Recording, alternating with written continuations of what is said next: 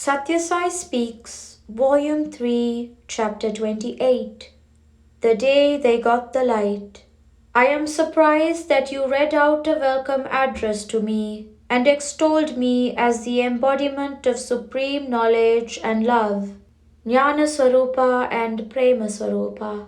I must tell you that I am no stranger and therefore need no welcome. I am no stranger anywhere, much less here of all places, where I took birth. I belong to you. I am very near you. Besides, I do not like this praise, for praise places you at some distance, whereas I take delight in being with you, beside you, around you. No father likes his sons to praise him. No son approaches the father with a welcome address, in which his scholarship, wealth, strength, and virtues are listed and extolled. Kinship evokes kindliness. There is no need or chance for formal ceremonial behavior. Now you have asked me to switch on these street lights, and you have mentioned that this is a supreme moment, for the village is to be free from darkness and full of light hereafter. Let me tell you, this village is not getting light today. It got light the day this Shakti, meaning himself, Sai Baba, took birth in this place. For what is this little light that illumines just a few yards around each pole, when compared with the light that illumines the heart and spreads joy and peace? Light from Puttaparthi is widening over the world. From that day when this light appeared, you have been witnessing how the light is widening over the country, attracting the attention of the entire world to this tiny hamlet nestled among these hills, away from the flow of the turbid currents of civilization. Now, you have buses and lorries coming along the newly laid roads. Just today, the decision has been made to improve the roads around this village to the standard of tarred roads.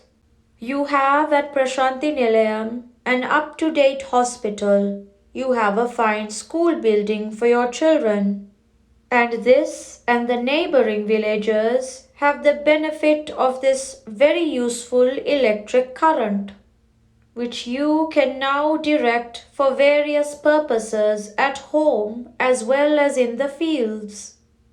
You gave me this garland of flowers when I came, but I would have been glad if you, every one of you, had become a fragrant flower, free from the insect pests of vice and wickedness, strung on the thread of devotion to God. That means you must be united and of one mind, free from hatred and spite, factionalism and greed. Villagers are being ruined everywhere by elements that promote faction and sow the thorny seeds of hatred in fields where useful crops have to be grown. Here, many feel that you are not attending bhajans or frequenting the Nilayam as much as they do. They say among themselves that the inhabitants of Puttaparthi, the village where Sathya Sai Baba was born, have no devotion. But I know that you are every moment thinking about me, watching for me, talking about me, pointing me out to visitors, expecting me to return soon when I have gone out of this place, etc. If this is not constant remembrance, smarana, what is it? Injurious attitude is being perpetuated. You must have seen women carrying a number of water pots, one over the other on their heads.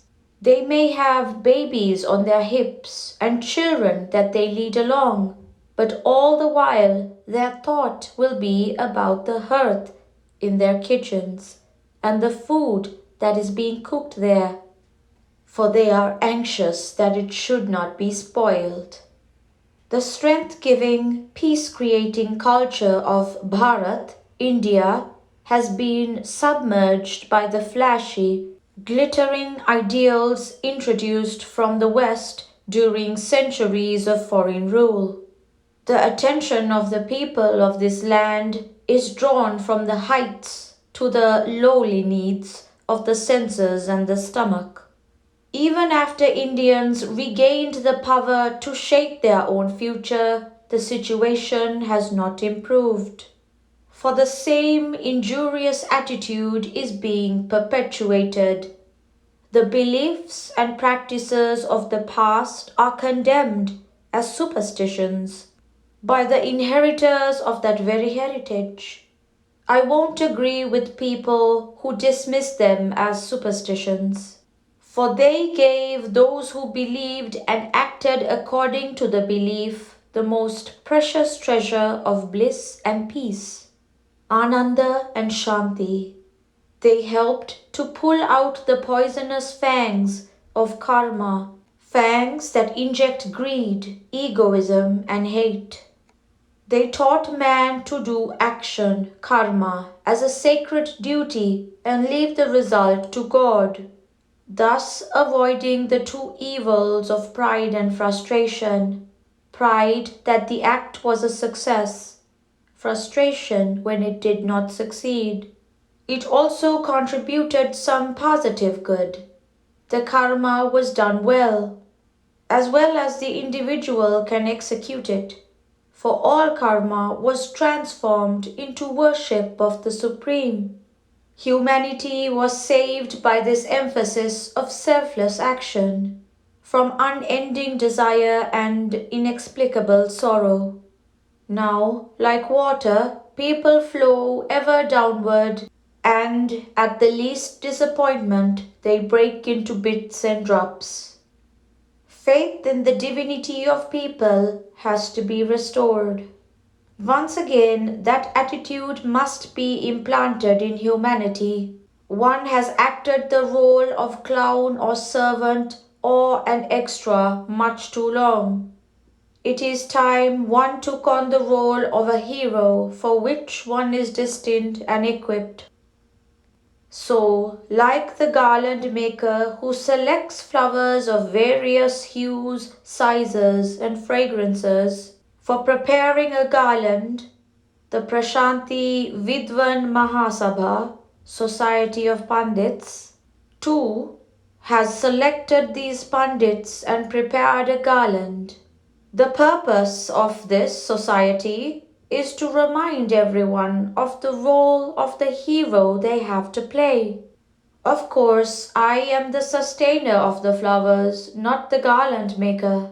The heroism of the wise person has gone from this land, and the weakness of the ignorant has overwhelmed the people. Sloth has taken the place of earnestness. Hesitation has halted courage. This has to be corrected.